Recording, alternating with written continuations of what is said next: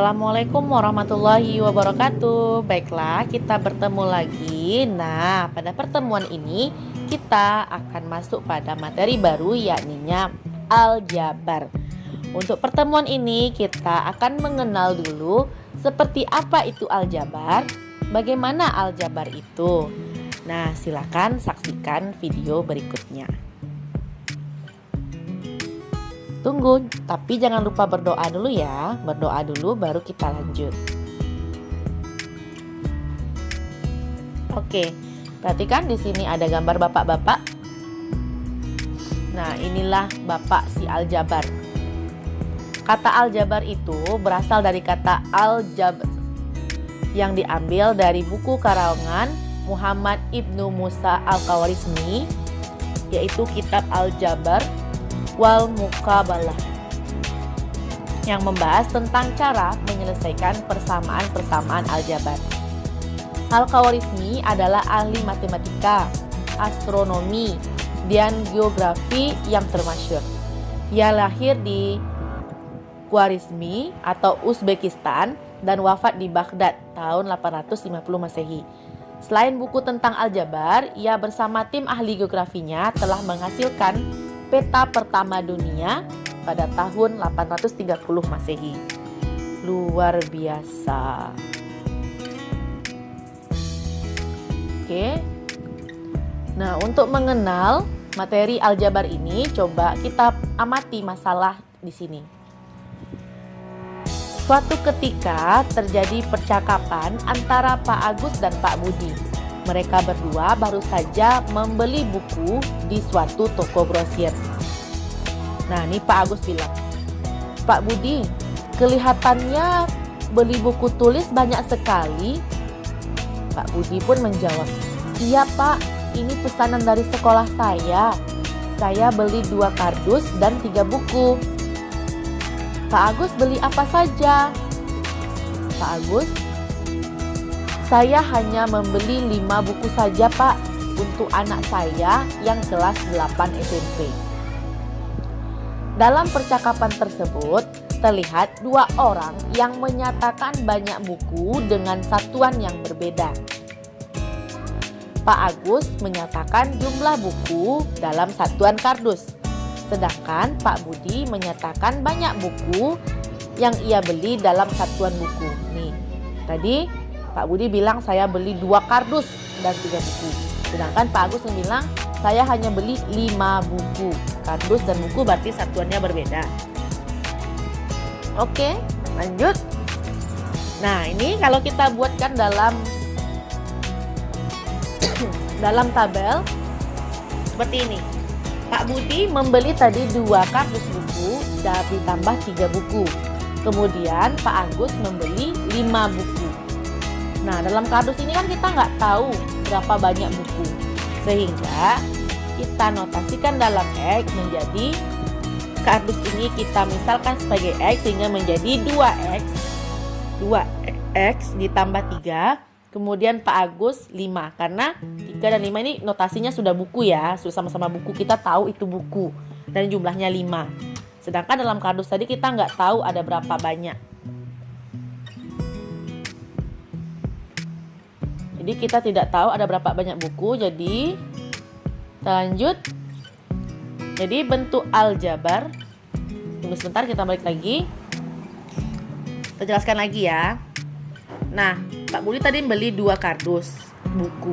Kita tidak tahu ada berapa buku di sini. Ada berapa banyak buku dalam satu kardus. Jadi kita misalkan X karena kita tidak tahu jumlah bukunya.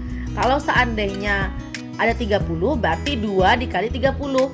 Kalau seandainya ada 40 berarti 2 dikali 40.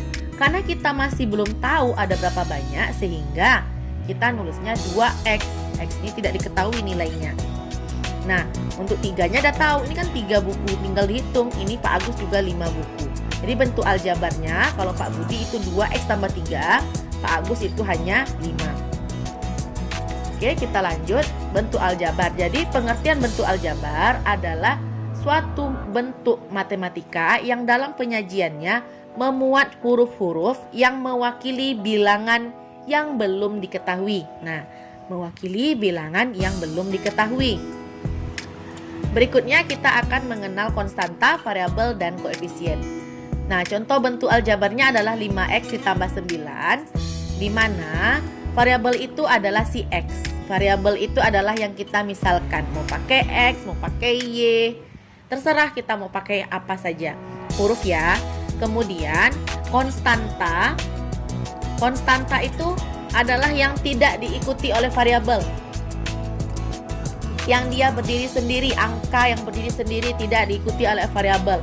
Sehingga konstantanya itu adalah 9 dan koefisien adalah 5. Koefisien ini adalah angka yang berada di depan variabel. Variabel kita tadi adalah x, yang berada di depan variabel kita, yang berdiri bersama dengan variabel kita adalah angka 5. Sehingga koefisien dari x adalah 5. Nah, bentuk-bentuk seperti 2a, min 3b, 7xy, 12x kuadrat, kemudian 3m tambah 4, minus 8p dikurang 5q, dan 4x ditambah 2y sama kurang 8, ini kita sebut bentuk aljabar yang terdiri atas variabel atau gabungan bilangan dan variabel yang terkait dengan operasi hitung. Untuk lebih jelasnya kita lanjut. Nih untuk lebih jelasnya ya, beda-beda unsur-unsur pada aljabar. Nah, ini bentuknya. Bentuk aljabarnya yaitu 3x ditambah 7y ditambah 5. Perhatikan. Jadi dalam aljabar itu kita per ininya kita sebut sebagai suku. Berarti ini suku pertama, suku kedua, suku ketiga. Suku pertama kita adalah 3x, suku kedua kita adalah 7y, suku ketiga kita adalah 5. Kemudian 3x ini terdiri dari 3 sebagai koefisien x, berarti 3 ini koefisien x ya. Kemudian variabelnya adalah si x. Untuk 7y, koefisiennya adalah 7 dan variabelnya adalah y. Sedangkan angka 5 ini yang tidak diikuti oleh variabel, ini kita sebut sebagai konstanta. Perhatikan bahwa suku ketiga merupakan konstanta, yaitu bilangan yang tidak ada variabelnya. Nah, ini ya, tidak ada variabel berarti ini konstanta yang kita ibaratkan sebagai kita tidak ketahui nilainya, x dan y ini adalah variabel. Kemudian angka yang berada di depan variabel atau yang bersama dengan variabel itu kita sebut sebagai koefisien. 3 adalah koefisien dari x, 7 adalah koefisien dari y. Perhatikan contoh berikutnya. Diketahui bentuk aljabar itu adalah 13x kurang y dan 13x kurang y ditambah z kuadrat dikurang 9. Nah, pertanyaannya ini ada 4. Terdiri dari berapa suku aljabar tersebut? Berapa suku? Berarti kita tinggal menghitung ada berapa suku di sana. Tuh. Oke, banyaknya suku ada 4. Kita hitung 1, 2, 3, 4. Pertanyaan berikutnya, sebutkan masing-masing sukunya. Suku-sukunya itu ada 13x, kemudian negatif y, kemudian ada positif z kuadrat. Positif, maaf ini nggak ada kuadratnya harusnya ya. Kemudian ada negatif 9. Variabelnya itu ada ada z kuadrat, berarti sini harusnya z kuadrat tadi ya. Variabelnya itu ada x, y, dan z kuadrat. Konstantanya adalah negatif 9. Ingat, konstanta itu yang tidak diikuti oleh variabel. Untuk koefisiennya berarti 13 adalah koefisien dari x, min 1. Jadi ini angka 1 depan ya. Kalau min 1 atau 1 tidak perlu dituliskan 1 ataupun min 1-nya. Ini min y, berarti di depannya ini ada min 1, berarti min 1 untuk koefisien y dan 1 untuk koefisien z kuadrat.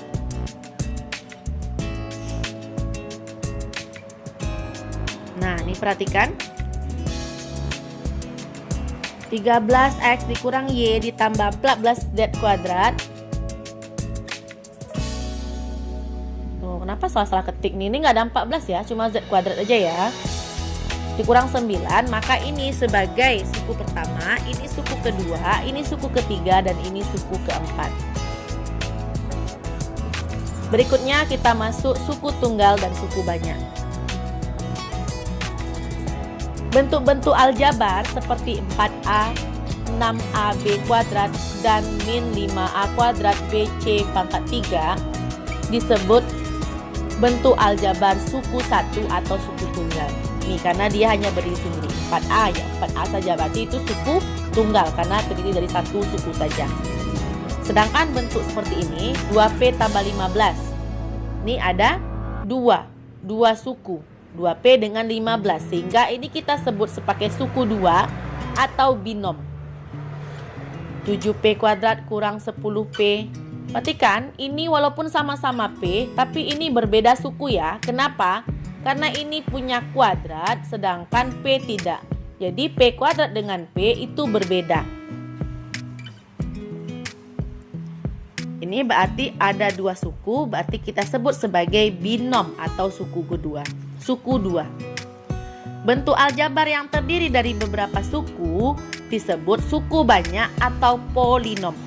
Misalnya 2A kurang 5AB ditambah 4C, ini berarti ada 3 suku, 1, 2, 3, 4 suku.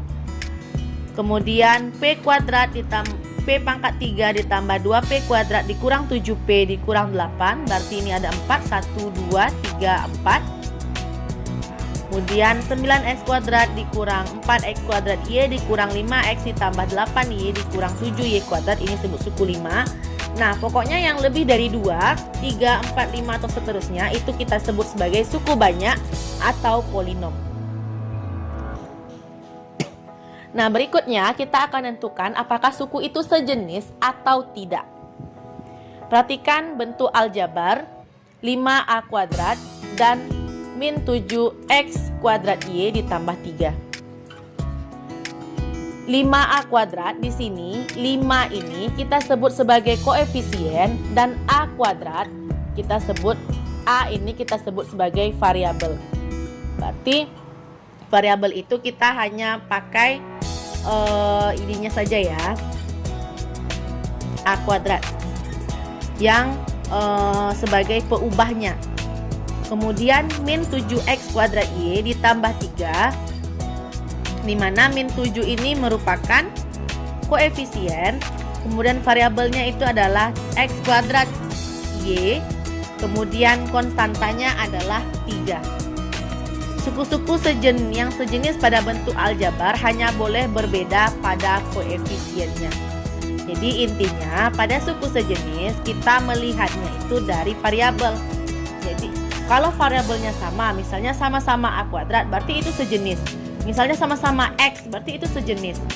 Terserahlah walaupun koefisiennya berbeda. Yang satu 5X dengan 3X itu kan berbeda koefisien, tapi kita menyebutnya itu karena dia sama-sama X variabelnya, maka itu kita sebut sebagai suku sejenis.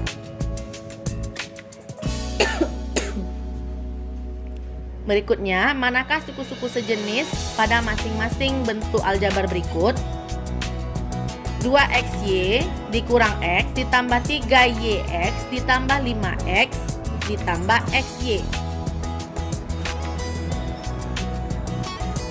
Kemudian ada soalnya juga, AX ditambah AY ditambah BX ditambah BY.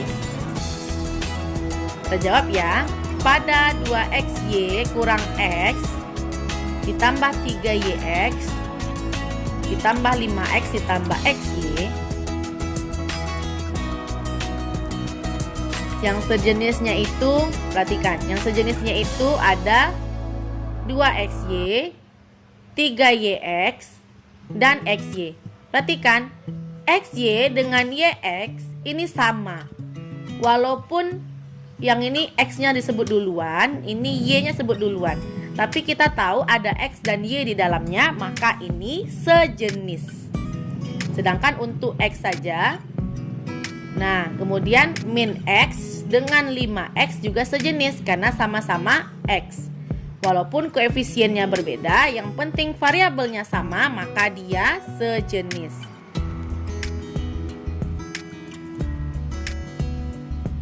Nah, pada AX tambah AY dikurang BX ditambah BY tidak ada yang sejenis. Kenapa? Ini AX, ini AY, tidak sama. Satu ada, walaupun sama-sama A, tapi satunya membawa X, satunya membawa Y. Begitu juga untuk BX dan BY, satunya membawa X, satunya membawa Y. Berarti tidak ada yang sejenis. Nah, sekian pembahasan untuk hari ini. Mudah-mudahan antum ataupun antuna lebih mengerti apa itu aljabar. Jadi materi kita hari ini tadi adalah kita tahu siapa penemu aljabar, kemudian bagaimana bentuk aljabar itu, ada koefisien, ada variabel, kemudian ada konstanta, kemudian kita tahu berapa nama-nama sukunya, suku dua, suku tunggal ataupun polinom. Kemudian ada juga suku-suku sejenis. Nah, sekian untuk hari ini. Tidak bosan saya ingatkan untuk tetap jaga kesehatan. Mudah-mudahan kita cepat bertemu di sekolah. Berikutnya antum juga bisa belajar dari media lain seperti buku ataupun internet atau sumber-sumber lainnya. Sekian, assalamualaikum warahmatullahi wabarakatuh.